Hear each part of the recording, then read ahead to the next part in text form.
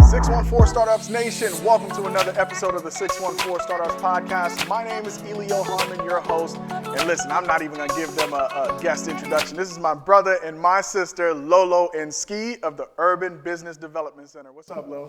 Hey. Good to have you. Look, but I'm super excited to be here talking to you. Yes. All right, cool. It's been a couple years since you've been in the hot seat, so it's good to have you back. Ski, welcome for the first time. Thank you. I'm happy to be here, man. This is exciting. Now, we have done some clips, so we've kind of chatted about things that we're both interested in, but tonight is all about you guys, because I want to learn what's been going on with the U. I come here every week to record, so this is home base for me, but there are a lot of things that happen here during the day that I'm not privy to. So let's start with an introduction about yourself for people who don't know you. We'll go to both of you for that. So a little bit about me. I'm the co-founder here at the U. I wear a lot of different hats here, and so one of my favorite is doing more so of the program development around like equity, diversity. How can we be more impactful in our programming? How can we be more impactful with the other organizations and partners that we're working with?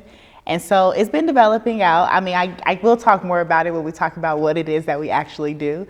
But that's like more so my favorite part, like the behind the scenes, like actual development of everything. So, and I'm from Dayton, Ohio. Dayton, Ohio, representing. So is that the Gem City? Yes. Okay. Yes. And that's purple, right? Okay, if you say so. Okay. Because I see purple everywhere when I'm in Dayton. All right. Am I spot on or no? I've never heard of that, Okay. but I don't want people to bash me for not, because I really am from there, sort of. Can we get a fact check? Cool. Yeah. We'll put it on the bottom, whether or not the Gem City and the colors are purple. All right, Steve. Where are you from? Let's start with where you're from, how you came to live in Columbus, Ohio, and a bit about your background. Right, in that order, I am a citizen of the planet. I'm a world citizen. Okay. But I was born and raised in Chicago. And in my military career, I spent a lot of time traveling. So I guess I'm kind of from everywhere. This is actually the first place I've lived that I can actually call home since I left home at 17. So I call Columbus home now, even though I've only been here about 4 years. So George Zarebski, everybody calls me Ski. It's a holdover from the military days. I couldn't shake it. It just kind of stuck. It took on its own persona. So I love it. I live with it. What was the third question? About you, business. How did you come to be the co-founder of the Urban Business Development Center, or the U, as I'm going to refer to it for the rest of the show? When I got to Columbus in 2018, late 2018, I was at this crossroad in life and a startup that I was just about to exit and just other things going on. And I was in a unique position to be able to just kind of really hit the ground and get engaged with the entrepreneurial ecosystem in and around Columbus, all the surrounding suburbs as well. And I realized that there was nothing for the side hustler, the urban entrepreneur, the mom and pop shop. Everything was focused for fast growth, equity share, nothing for survivability, sustainability for folks that are bootstrapped. So I really wanted to try to, make my mark in that area, in that lane, and met Lo, and the rest is history, man. Now, one of the things I love about the U is that you guys, you're working with business owners, you're building a business, but there's a mission at the core of what you do. So what is the mission of the U? So I like to say that the mission, we actually came up with this a little while ago of like, we take black and white things and we make them colorful. And so I like to think that we do that in everything that we do. We have 3 sections of the business. And so the core of it though is making sure that we are creating a culturally competent experience or developing culturally competent curriculum. And so everything that we do is based around that. From when you come into the space, it feels very inviting and urban.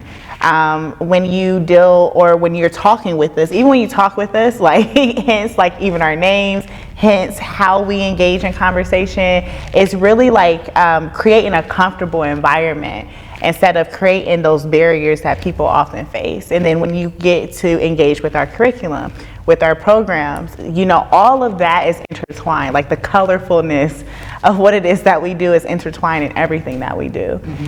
What about you? What do you think? Right, and Lo and I, we definitely have synergy on what the core of the business is, but we also have passions. And so I always say that Lo is creative, and I'm a critiquer. She creates and I critique. So I have an extensive quality assurance background. I like processes, procedures, that kind of thing. Engagement, I think, in what we deliver. For me personally, now Lo is building a curriculum. We're making the space inviting and comfortable, like she said, and then that follow-on engagement. So it's not just, oh, here's what you do, go do it. Let us know when you've got to that step.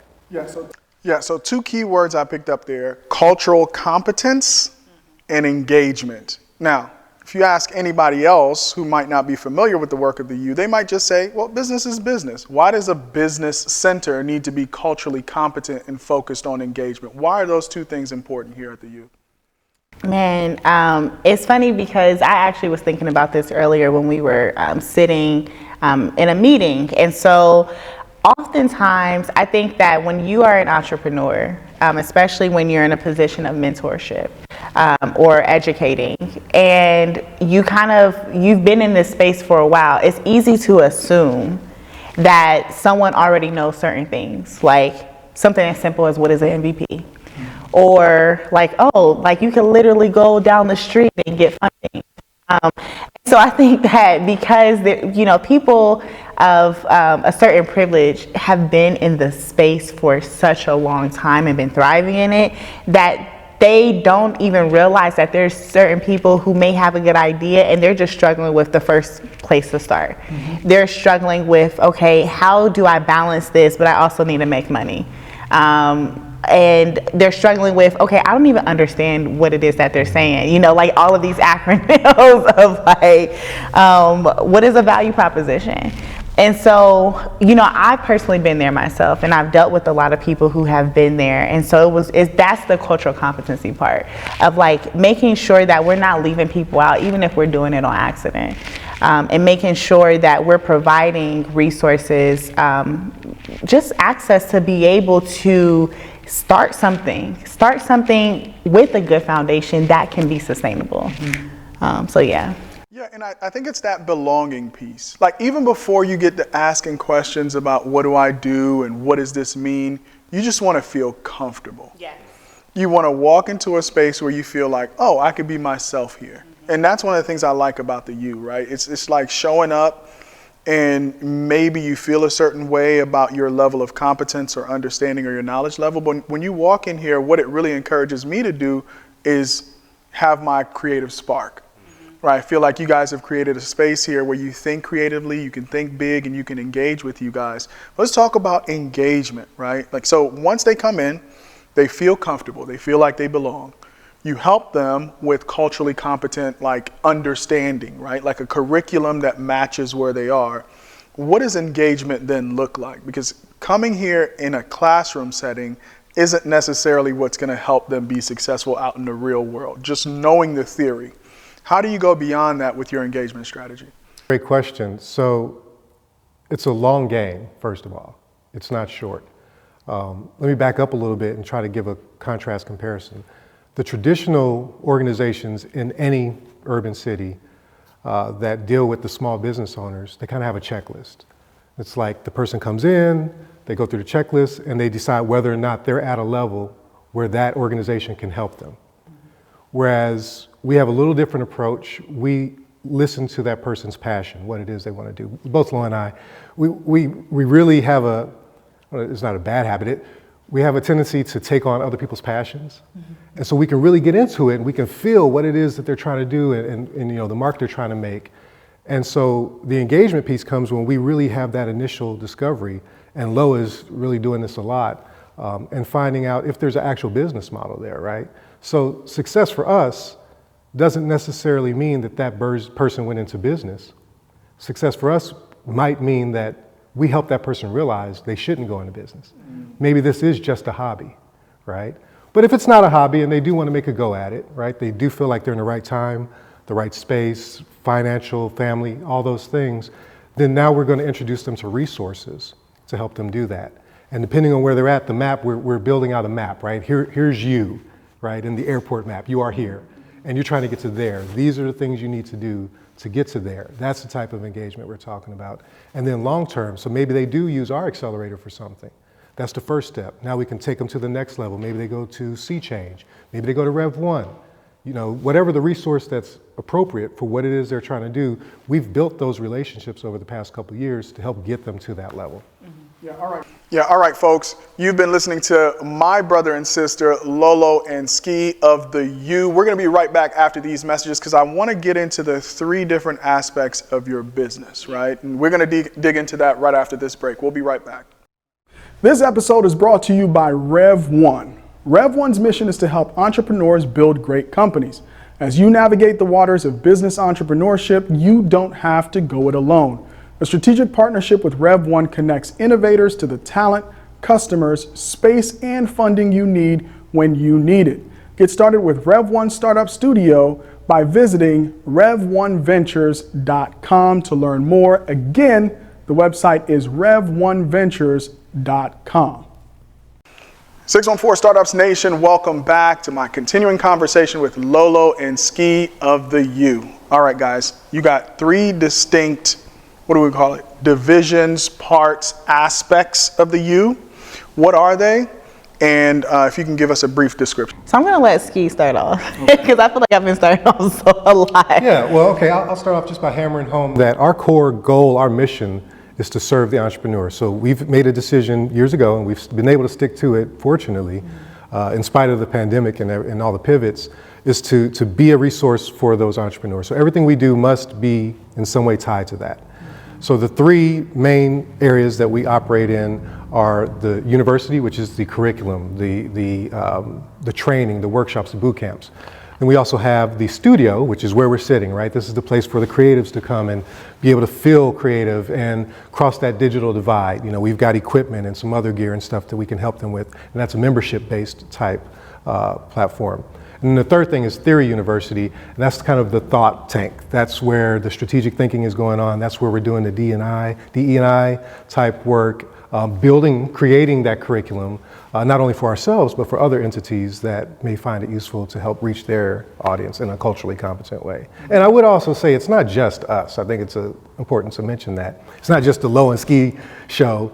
We, again, really heavily rely on all of the other professionals in the community and all the other peer organizations that are doing this work to kind of get this work put out there. But, now early on in a business, right, and you guys probably educate your entrepreneurs to really focus on that one thing. But it feels like in order to have been culturally competent, right, you had no choice but to go into these 3 areas. How did you guys land on these 3 areas? Was it like a process of iteration, or did you go in and just figure, hey, these are the 3 core areas that we want to serve in? Actually, you know what? We did start off with an MVP. And so the core of our business was always doing like the workshop aspect, the workshops, the education. We did some boot camps early on, and people took to it. Like it was a great experience. I mean, I will never forget the first boot camp we did. That was emotionally like, it was amazing. So that's where we landed at. I think when COVID happened, shortly after we started the business, we had to pivot because we were doing in-person experiences. We didn't really understand what a virtual experience would look like with what it was that we were doing so early on. But we actually had a conversation. Yeah. Should we stop, go out of business? And so we had skill sets, we had the space, we pondered about what we should do with the space. And so then that's when the studio aspect came into place. And actually it carried us over through the early part of COVID. It helped us keep the lights on, it helped us stay in business. We realized that there was a huge digital divide when it came to our community. And so we were like, okay, maybe we can work this into what it is that we're already doing. So that's kind of how that piece came. We still heavily relied on the workshops. We knew we wanted to do an accelerator. We knew we wanted to do that. And then we had the studio space, and then people really started to pick up on it. So we're like, okay, let's just work this thing into our business model. And so then with Theory University, which is more so of like our consulting aspect, doing the programs, the projects, the D&I aspect, So I'm gonna be completely honest. Here we go. So the doing the workshops in the accelerator is not a good business model if you want to be profitable. It's more so of a passion project. And we realized that early on of like, okay, this is the core of what it is that we do, but it doesn't offer a lot of room to make money, especially for the audience that we're targeting. And so we're like, okay, how can we be impactful and do what it is that we like to do? And so we randomly got an opportunity to design some programming for some other large organizations here in the city, just like out of the blue. And so we kind of tested out, and I was like, you know, this is just something that we're doing so that we can bring in a larger amount of money. And I loved it. I loved doing it. I love like everything about it. And I was like, okay, well, we already designed workshops and education and curriculum around our core. What does it look like for us to design it for other people? And when we designed it for other organizations, the biggest thing that I seen was that there was a disconnection in the impact. They wanted to impact the people that we usually are in contact with. They wanted to impact, but they had all these ideas of how they should go about impacting, but they weren't really connected. Disconnected. It was so disconnected, and they had great intentions, but they were so disconnected. And so I seen a huge opportunity in this space of like, okay, how about we start to, instead of you all trying to be here and connect over here, how about we be that for you? Mm-hmm. And so you have this idea of what it is that you want to do. You want to run this program, and we like to develop programs. Or we can bring in the experts to be able to help us do it. We will be able to help you connect to this target audience in the best, most impactful way, so that now it's not just about numbers. It's about that you get your numbers, and then they get the best experience possible. Like they're actually walking away with something. Yeah. And that's the thing that, you know, I've heard about with our even with our accelerator right now. The cohorts who are going through are like, okay, first, this is the most information that I've ever learned. And I'm thinking like, well, we haven't even gotten to the nitty gritty, you know, but it's so impactful that the way they're receiving it is not just, you know, you're logging into a class. Like we're doing like actual activities. Like we're pushing them outside their comfort zone. So I know that was like a long answer, but it's important. It's important because not only were you guys going to do the boot camps at the outset, you wanted this to be a co-working space. Yes. That was part of the original idea. Like this was set up completely different. This was supposed to be a place where people came, they worked, they were part of a co-working space, and then the boot camp would be layered on top of that because you would have that footfall. Let's talk about that wilderness moment.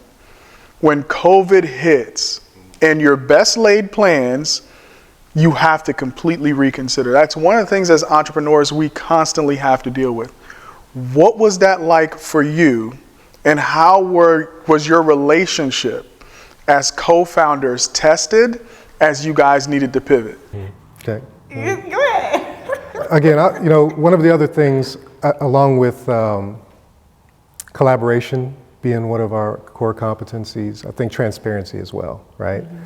We're not sitting here telling folks, do this, do that, and the other without also kind of showing our skin and saying, this is what we just went through. Mm-hmm. As a matter of fact, we wear it as a badge of honor because we have the recency, right? We can say that we just went through this. Mm-hmm. And so to your point, you know, that was a thing. There was another co-founder in the beginning, right? And COVID affected our partnership in a very significant and critical way.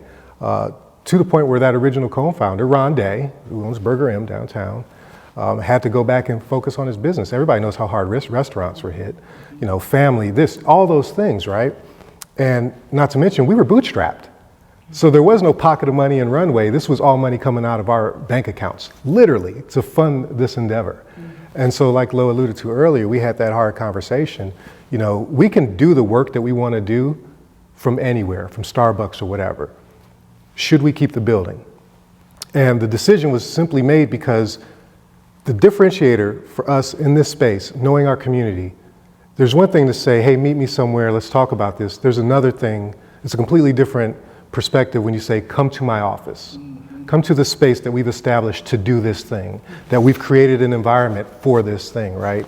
So that's the first part, is that buy-in, that trust factor, right? So we literally, that was the reason why we decided to keep the building without even knowing how we were going to make it work. It was like, we feel like we need to have this presence so that the people we're trying to reach have a place to come and engage, right? So from there, it was like, so what do? We need to make it virtual. This is how much runway we have, so on, so on, so on. We only built the little back area of the studio out.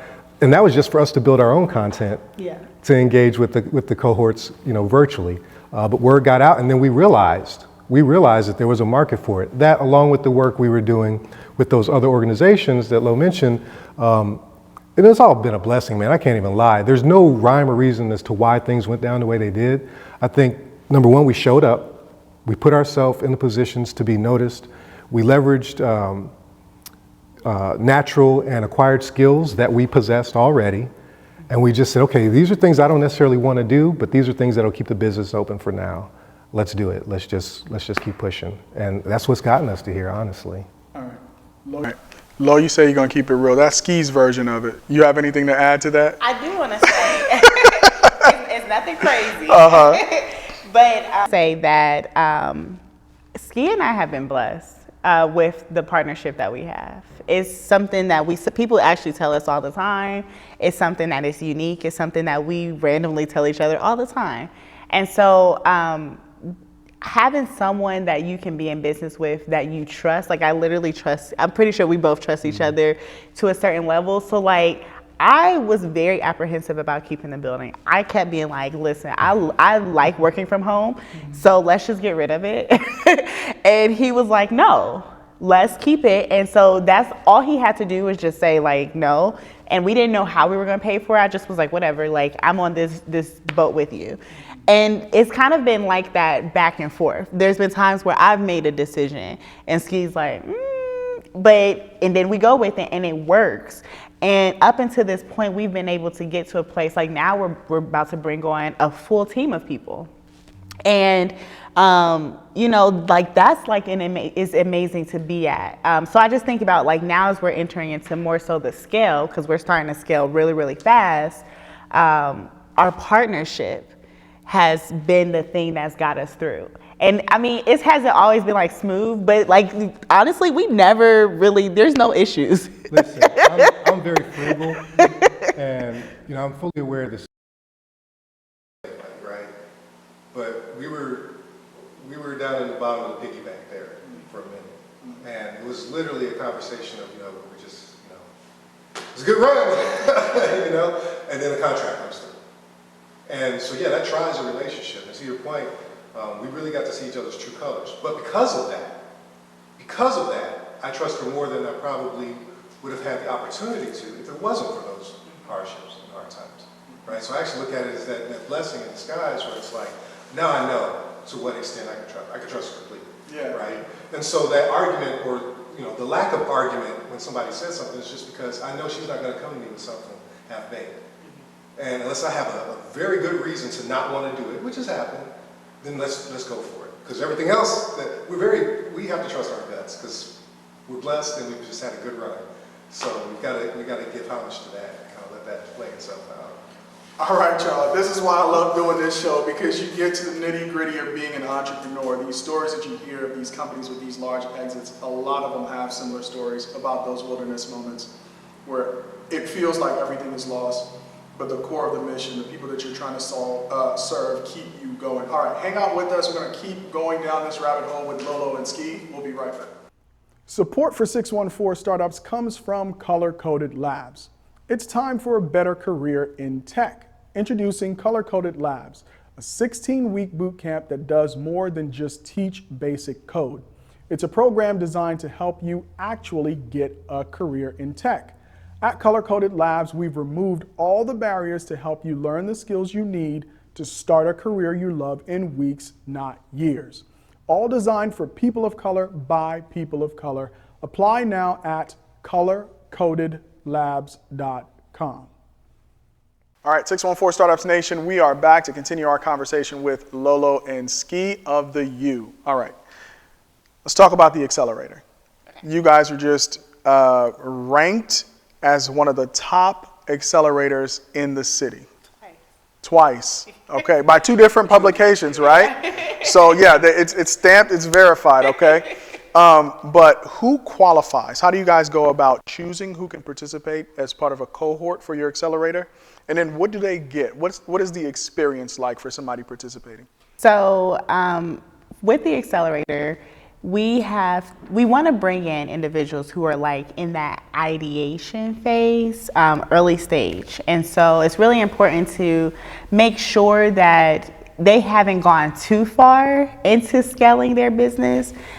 We also look for mom and pop, like, you know, kind of those non-traditional, not really looking for an equity share or a quick exit. So we're not opposed to any businesses, but when I talk to some, I'm like, okay, you would get the best experience from us if you meet these type of qualifications, which are those. We do focus on Black and brown businesses, but that does not mean that we're limited. It just, we do try to make sure that things that we're building in, like for example, in the beginning of the, within the first 2 weeks, we do kind of something that's similar to like Color of Business. And so it's an actual class where we talk about the barriers. And we recently did it previously, like with this cohort.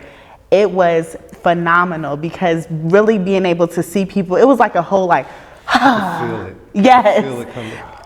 And we had an open conversation about like, what does it look like when you are doing business and you're Black or even a woman? You know, there's plenty of times where I have a double-edged sword. I'm a woman, I look young, and I'm Black. And so all of those things present itself when you're doing business. And so those are the type of businesses that we focus on. They would get the most out of our accelerator. And then lastly, it's a 10-week program. So they start off, we really take the first 2 weeks to even identify if you should be an entrepreneur, but not in like a hazing way. It's out of love. Not like the Apprentice? Yeah. Hey, you're not kicking people out, making them go sell stuff on the street? Yeah. Okay, all right. Okay, well, this might be a hobby, and let's just help you make this the best hobby that you possibly can. Okay. And so yes, and then by the end, they'll graduate. Right now, we have a partnership with the city, so the Columbus City Council is going to be providing funding to give micro grants at the end of the program. So as long as you complete, you will pitch in front of in front of an audience, and then at the end we will do ranking. And then we also have some fundraising aspect as well. So we were trying to make sure that everybody walks away with either funding or access to resources. So whatever their gap is, filling that in with some type of resource. Okay, Ski, why don't you give me some examples of some of these companies and ideas that you've seen so far to kind of give us a sense of what a cohort makeup. Man, you know, it's really across the spectrum. It's so funny. Like Lo said, we try to focus on those Main Street owner-operator type businesses, but we've had folks come in here with tech businesses as well. An example, Dante Cook was in a winter accelerator 2 years ago, almost now. Almost wow. And we helped him get the business fundamentals down. He had an app that he wanted to launch, no tech skills, he just knew what he wanted to do, right? And from our course, he was able to get those foundational elements done. And then he was able to go find developers offshore that could actually build an MVP or a minimum viable product, like the basic form of his app. And then he grew and he went on to Sea Change, which is another program. And now he's part of Can't Stop Columbus. And he's a priority program for them. So that's an example of a tech company. It's basically a tech startup that we helped start, and now they're growing and they've actually got funding. We've had people doing a lot of social impact type work. Cooking, we've got bakers, we've got hair care specialists. I mean, there's really no limit. It is a pretty wide range of the type of businesses. Okay, and so now this is back to you as a business, right? So you have these customers with varying needs, but they're all kind of in the idea stage. Lo, this is your specialty, the creation of curriculum. You're taking a very wide funnel and you're trying to make it work over 10 weeks for people who are coming from different backgrounds, talking about different ideas. Every business is unique, right? How did you go through that process of building now a curriculum that you can take people through in 10 weeks And at the end of it, there's the promise of funding for some, but definitely, like in the case of Dante, the business fundamentals that if you enact, you can actually build a business. So I realized that when I was developing about the curriculum, and then we kind of tested it out a bit, like trying out, some curriculums that we've used, seeing what really fits the best. What I think is different about ours is that it has this level of engagement that in real time you can pivot certain things so that it's tailored to that person's experience. So like when it comes to business, you have pretty much the same fundamentals throughout. Like there's this string of things that you need to include. You need to have your business model. You need to think about what does market research look like? How are you going to reach your audience? Mm-hmm. And so that's easy. That's easy. But what's built into the actual curriculum is like kind of testing your temperature. And then from that, then being able to provide customized experiences, very small, nothing super grand, but customized experiences along the way that fit you to where you're at. So I'll give an example. One of the businesses that we have, they're more so like they didn't really know what they wanted to do. They knew that they came in, they wanted to do like a t-shirt business. Mm-hmm. And I'm like, okay, cool. Like we're gonna do that. We're gonna do this t-shirt business. So as we went along and we went to the business model aspect of it, we already got through, you wanna be a business owner. We go to the business model aspect, and as they're kind of like figuring out what it is that they wanna do, then that's where I'm like, okay, I'm testing your temperature. You're in this space. You're not completely sold on this. Your business model doesn't make sense. So I'm going to put you into this questionnaire that gets you to do critical thinking so then you can see that there's a problem and then be able to test it out. So anywho, basically. I get it. But what it feels to me is like, how we all learn? Like human beings, stories are great. Right, so we love stories. It's a great way to learn, but also playing games. Exactly. It feels like this curriculum is a 10-week accelerator, but it's actually a series of games that you're playing. That's a good way to put it. To try to figure out, one, am I a founder? And two, what business am I looking to build? Is this really core to who I am? Is there a good fit? And then by the time you get done, you kind of know how to rinse and repeat the game because you've played it over 10 weeks. Am I right about Listen, man, you've nailed it. And if you can read between the lines, you'll see that this isn't a curriculum that's established and there's a facilitator coming in and just following the outline, going through the syllabus, and just making sure they're checking all the boxes. This is a very real-time, iterative curriculum. Like Lo is literally, like just a little bit of secret sauce, but she's literally building in things week to week based on the level of engagement with each of the cohort. Right? Not as a whole, as each individual person needs that engagement, she's building that in for each of them. And there is the gamification, right? And there is the community aspect of it. It's like that's the secret sauce that makes it so different than a typical type accelerator. And I know, and we could tell you this because we've got a lot of experience doing Startup Week, Startup Weekend, Techstars. I'm on Techstars in Iowa, of all places. Lo's been in See Change and Give Back Hack. Like we're engaged as mentors in all the other programs that are around our community and some not so close to our community. We get to see how people are working, right? Mm-hmm. And so we're able to take nuggets from that. And this is an active thing we're constantly doing, constantly iterating, right? So we can make real-time changes based on what the new hotness is in the community, the entrepreneurial community, for our community here in Columbus.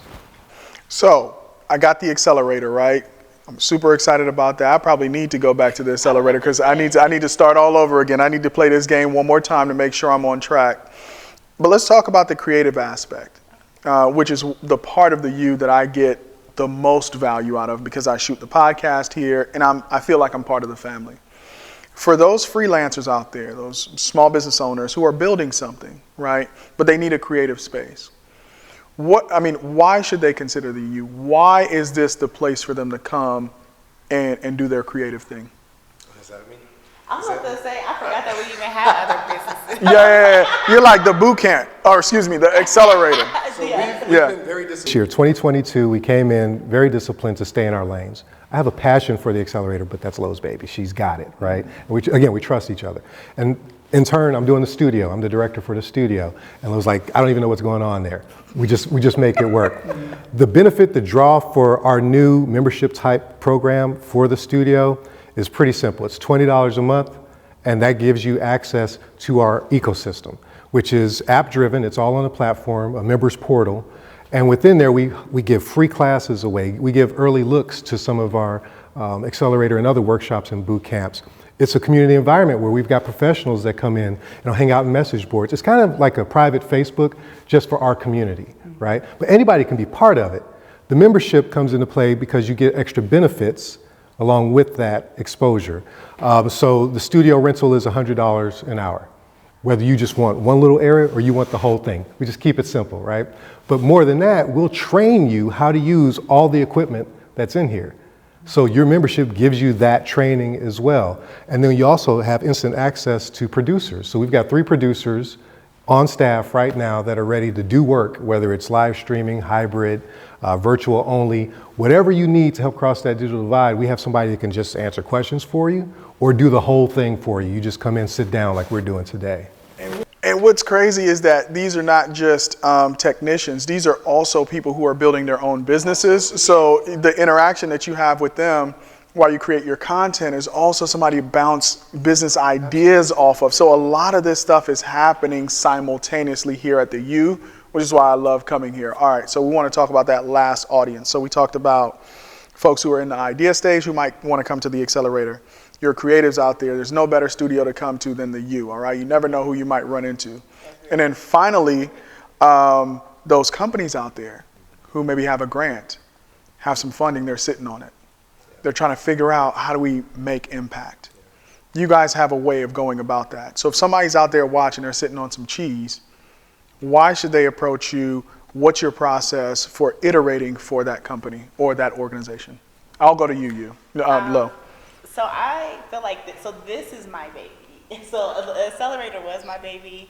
I'm kind of like letting that go off. We have You going corporate on us? Yeah. Okay, she's going corporate on us. That's become her baby, and I love it. So, Okay. Yeah. When it comes to theory, it's called Theory University, and our process, when someone comes in, you can either, lease our curriculum that we already have, which is an entrepreneurship course, or we can design something custom for you, which I really like to do. And so we do an intake, and we really just like, hey, what is it that you're wanting to do? Who's the target audience that you have in mind? And then we'll customize an experience based off of that. Now, everyone goes through the same funnel. The process just feels different depending on what your end goal is and what you're starting off with. So we have people who start off and they're like, hey, I already have this amount of money, and this is the target audience. This is the idea that I have. Design me something. Whereas we might have someone who is like, okay, I've already got the funding, I've already got the program designed out, but we need help with the implementation, or we need help with the curriculum. And so that's where we come into play. We haven't necessarily gotten any contract or been a part of any project that doesn't have what I would say our target audience involved, which would be like, I would say our community, like the Black and brown community or the underserved community, depending on what the actual project is. Okay. So yeah. Also, I think it's important to add that, we were focusing towards adults, but over the past couple of years, a lot of our building and engagement has been with youth from 14 to 24. So it's not just adults. That was always a roadmap item for us, but it got accelerated, so to speak, because of just circumstances in the environment, and we were able to step up to that. So we're really proud of that too, that we're in that space. Yeah, man. And I'm, I have been memorialized in one of your programs, because I remember recording a video for one of your curriculum programs that you put together. Yes. So yeah, that was a fun time. All right, folks, what's next for the U, right? As you guys think about 2022, 2023, and beyond, what are you thinking about for the U, and how do you want to make an impact in the city? Yeah, we're in scale. Yeah, we are definitely in scale. Right now, we are bringing on a rock star team. And we're looking to scale, we're looking to expand physically. And so we're going to get, more space. I think for me, it's really about building out the best team possible, so that we can really execute with excellence in every area that we have with the business. I know personally, I'm looking to retire. But no, I will say I won't necessarily retire, but I think realistically for myself, what it looks like is we prove concept here. Mm-hmm. And if we prove concept here, then we let everyone run it here, and then we move to this space where now we're trying to have these pop-ups in different areas and go more so on a national level. I've traveled a lot, and I've been so many places where I'm like, hey, something like this is needed. So if we can prove that this works here, then that's kind of like my 3 to 5 year goal. What's yours? I mean, it's pretty much the same, right? We were privileged to be able to, we were in a privileged position to be able to really stick with the U. We really were. It was hard. Family, everyone, kind of chimed in, helped us get here. Now that we feel like we've nailed the playbook, now it's time to train other people to continue that playbook, right? To keep running those plays. And we really want to step back and start to grow this out in other areas. Locally, we want to do the incubator. That's why we want space. So anybody out there that's got space available, specifically in one of these BIPOC communities, where we'd like to be, where we want to serve the people, or be where the people are that we want to serve. We're looking for space, and we're looking, warehouse style, multi-level, enough we can have incubation, we can have studio, we can have training, all in one location with good parking. So that would be cool. Yeah. But that's our local goal. Of course, obviously still working with our allies, other groups in the community. We've been in heavy talks with a lot of social impact organizations here in Columbus. Let's name drop if you're allowed. I mean, if there's no clause in your contract that can't say who you've produced content for, because sometimes the social proof is necessary, right? So you have your testimonials from your cohorts, I'm sure it's in abundance. I'm going to sing your praises because I'm here every week on the studio side. Let's talk about those organizations that have worked with you, that you've produced curriculum for, if you are allowed to say. A little humble brag right now. Yeah, so we've done stuff for Franklin County, My Brother's Keeper, Columbus Urban League. We are in talks. We actually did a few workshops with ECDI. Mm-hmm. We're in talks right now with Sea Change. I feel like I'm missing. We did TEDx. We've had level of engagement with TEDx, KLB. Oh my goodness. I feel like there's a whole list. The resume is long. All right. Yes. Then we look at the list of things that we have projects. We have a projects folder, and we sit down and look at it. And we're like, oh my gosh, we've really touched a lot of entities. But those are some of the bigger ones that we've done work with. Let's talk virtual events. I mean, you guys were cranking out virtual events for a lot of organizations during COVID as well on the studio side. So not only were you producing great curriculum, you were also helping them, right, keep communicating with their audiences. And so kudos to you. All right, guys, anything else that we haven't touched on that you want to touch on before we close? I did forget to mention this. When you mentioned what is our 3 to 5 year goal or 2, I forgot to make sure that I say the most important part. We really want to make this ecosystem, this entrepreneur support organization ecosystem, more inclusive and less fragmented. And when I say inclusive, I'm not just talking about on a D&I aspect. I mean, when an entrepreneur wants to start, they understand this is where I can go, and it's easy. When someone engages with us, I feel like they get a different experience if they engage with the SBDC. That's not necessarily bad, but we have to take these barriers down and make it feel less fragmented for the user experience. So that's just really building a more collaborative effort. And so that's kind of our big goal is before we move on to do national level things, here we're going to make this space more collaborative. Whatever that looks like. I'm glad you mentioned that, Lo. Yeah, because that's been a lot of our time in meetings here this year specifically, is working with those peer organizations, because thankfully, a lot of these organizations in Columbus right now are of the same mindset, right? And so we're sitting down at the table with all the different organizations that are putting in this work. We're trying to make sure we have that communication and continuity. And everybody understands what each other does, so we can help put people in the right place, build that map for them. Cool. Well, Lo, Ski, thank you so much for joining me. I'm out of practice with this in-person thing. So thank you for being the first folks to join me back in person after a long Zoom hiatus. All right, folks, that was the podcast with Lolo and Ski. I hope you enjoyed it. This is my one thing. Back in 2008, we had organizations that were too big to fail.